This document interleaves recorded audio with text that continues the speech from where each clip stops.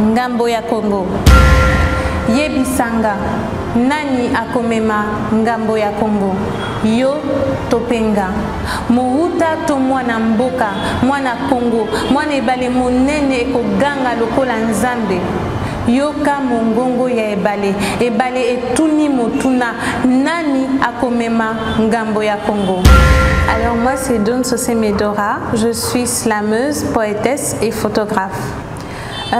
J'ai vécu une enfance plutôt heureuse, on va dire. J'ai grandi dans une grande famille, une famille de 6 enfants, avec des parents pleins d'amour et des parents qui nous ont soutenus, nous ont accompagnés à réaliser nos rêves, nos projets. Et très jeune, j'aimais écrire, je m'enfermais un peu en chambre pour lire la Bible, j'aimais beaucoup ça, je voulais découvrir, j'étais fan surtout des psaumes, des proverbes. Déjà parce qu'on disait que, vous voyez, les livres poétiques, psaumes, proverbes, cantiques des cantiques, c'était mon truc à moi. Et en partant de la lecture des psaumes, j'ai commencé à écrire aussi des textes, des poèmes, ma poésie à moi. Et là, c'était déjà vers 8-9 ans. Et juste après, quand j'ai commencé l'école secondaire, j'ai décidé de faire latin philo parce que je voulais devenir écrivain. Et c'est en 4e des humanités que mon prof il me propose de participer à un concours interscolaire de poésie. Et c'est là que je vais écrire vraiment, je pense, mon premier poème qui respectait la versification française, les rimes, les césures, les mesures, c'était ça. Et depuis, la poésie ne m'a pas quittée, j'ai continué à évoluer dans ça et aujourd'hui, je suis heureuse de ne pas juste déclamer mes poèmes devant mes frères et sœurs comme je le faisais enfant, mais aujourd'hui, je peux le faire devant plein de gens, sur des scènes, partout dans le monde. Alors, comme j'ai dit, mon rêve c'était de devenir écrivain et puis après de devenir poète. Mais donc quand j'étais enfant, je me disais le chemin est tout tracé. Je vais faire latin philo, ensuite je vais faire les lettres. Mais les choses ne se sont pas passées comme ça. Après avoir fait latin philosophie, je me suis dit bon, est-ce qu'on va pas faire autre chose? C'est comme ça que je me suis retrouvée à l'Académie des Beaux-Arts où j'ai fait des études de photographie en communication visuelle. Je me suis plus spécialisée dans la photographie. Mais cela ne m'a pas empêché de continuer à nourrir ma passion pour la poésie, pour le slam, pour la littérature. Et c'est là que quand j'avais 18 ans, j'ai rejoint des amis qui avaient lancé un mouvement au pays des poètes. Je les ai rejoints et j'ai commencé à déclamer mes poèmes avec eux dans différents endroits de la capitale ici. Ma première scène, c'était en 2012 à l'Institut français de Kinshasa et après, j'ai même gagné un concours de poésie urbaine dans le même institut, mais en 2015. Et depuis, je me suis dit, bon, on va continuer. Alors, je fais d'un côté d'autres disciplines parce que j'ai fait donc communication visuelle à l'académie, mais je ne me suis pas non plus arrêtée là. Après, j'ai fait management des médias, mais ça ne m'empêche pas de continuer avec ma poésie, de continuer avec mes rêves d'enfant, d'écrire. Parce que pour moi, c'était ça. Je voulais écrire, je voulais que des messages passent. Je voulais faire passer des messages qui venaient de mon cœur. Et le moyen que j'ai trouvé au fait de transmettre ces messages-là, c'est par mon écriture, par ma poésie, à travers mes slams. Alors dans le slam, je n'ai pas de référence comme telle parce que je ne suis pas partie du slam directement, je suis plutôt partie de la poésie. Alors moi, ce qui est important pour moi, c'est de transmettre des messages. J'écoute d'autres slammeurs également pour m'imprégner de ce qu'ils font, pour découvrir comment ils jouent avec les mots, parce que c'est ça une des beautés du slam, jouer avec les mots, les rythmes.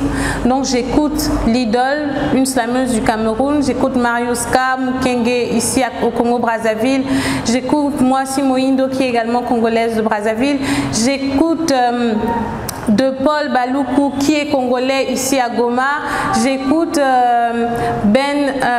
qui est également congolais de Goma, j'écoute au fait des slameurs de partout, j'écoute aussi Grand Corps Malade, je vais écouter aussi d'autres rappeurs parfois. Et tout ça, au fait, c'est juste pour m'imprégner de ce qu'ils font, pour découvrir et pour m'enrichir également. Comme ça, je sais bon, comment le mouvement slam il évolue. Et sinon, je n'ai pas de slammer préféré. J'écoute du Yekima aussi, je connais.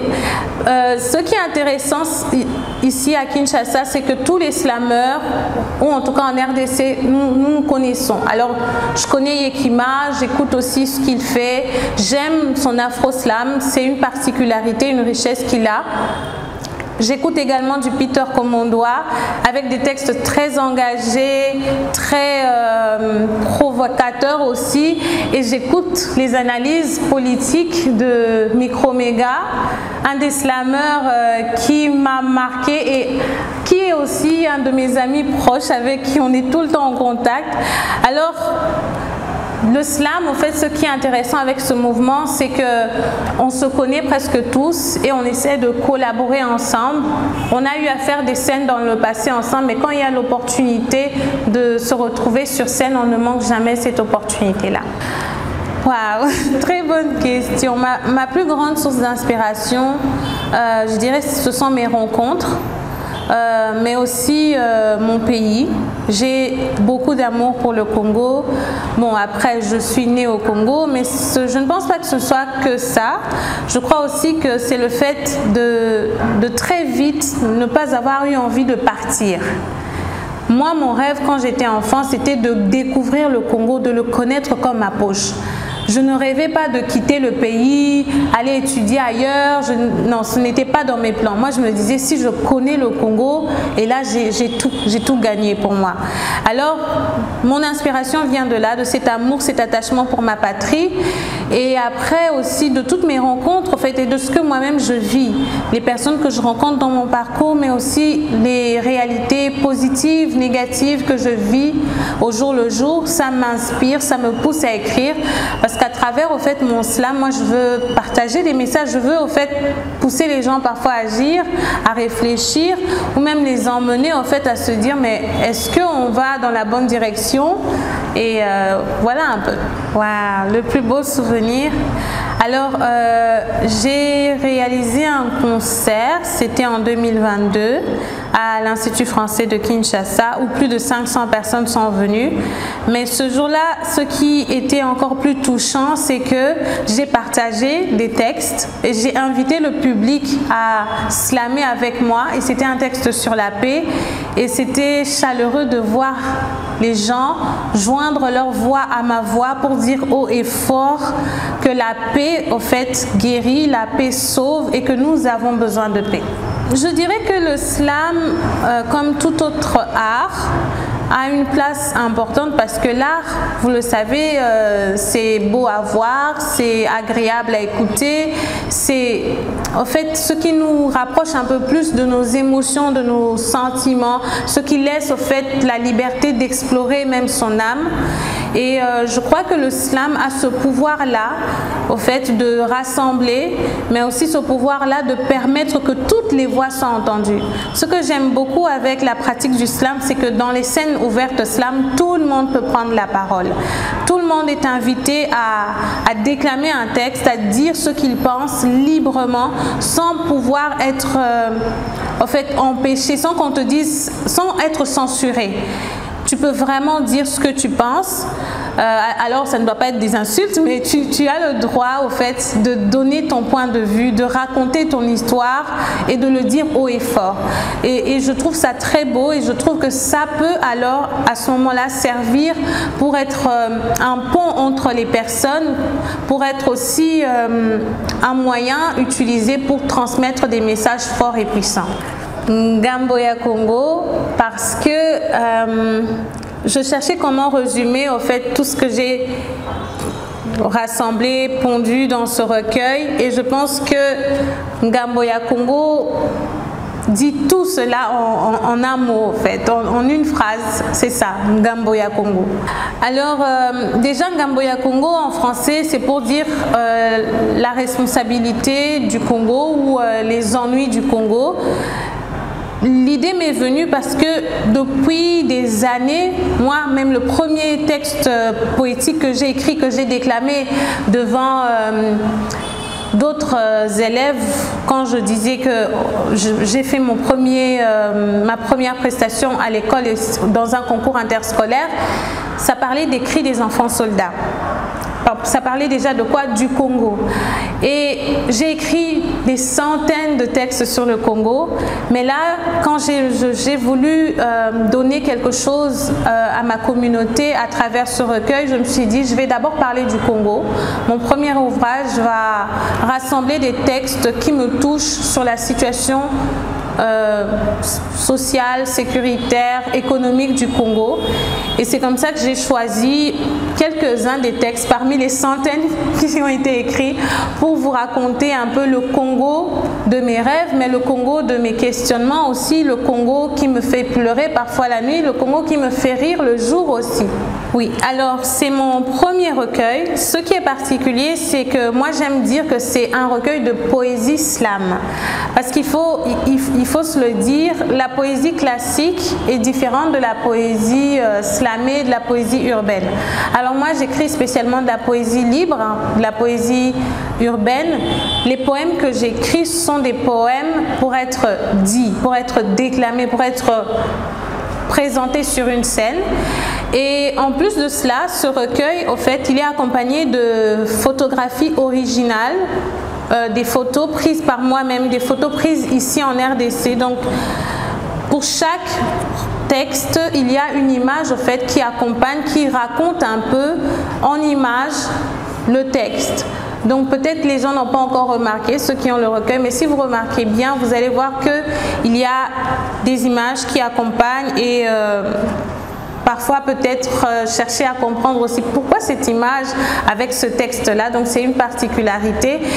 Et voilà, j'ai vraiment dans ce recueil pondu toute mon âme, tout ce que je pensais sur le Congo. Et je pense que je l'ai dit autrement que d'autres le font déjà. Il ne s'agissait pas que de raconter les problèmes, mais à travers des textes comme Météore ou comme Nous sommes venus, je voulais dire la force de notre peuple, la force de notre diversité culturelle. En peu de mots, alors ce recueil pose la question avec le texte central Ngambo ya Congo, Nani akomema Ngambo ya Congo. Je pose la question avant tout aux Congolais, parce que ce recueil, la particularité aussi, c'est que je m'adresse à mes frères et sœurs congolais.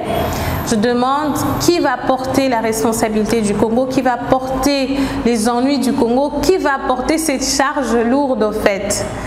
Alors c'est un appel aussi, un appel à la mobilisation, un appel à l'engagement de faire en sorte que notre pays soit un meilleur Congo qu'il l'a été dans le passé.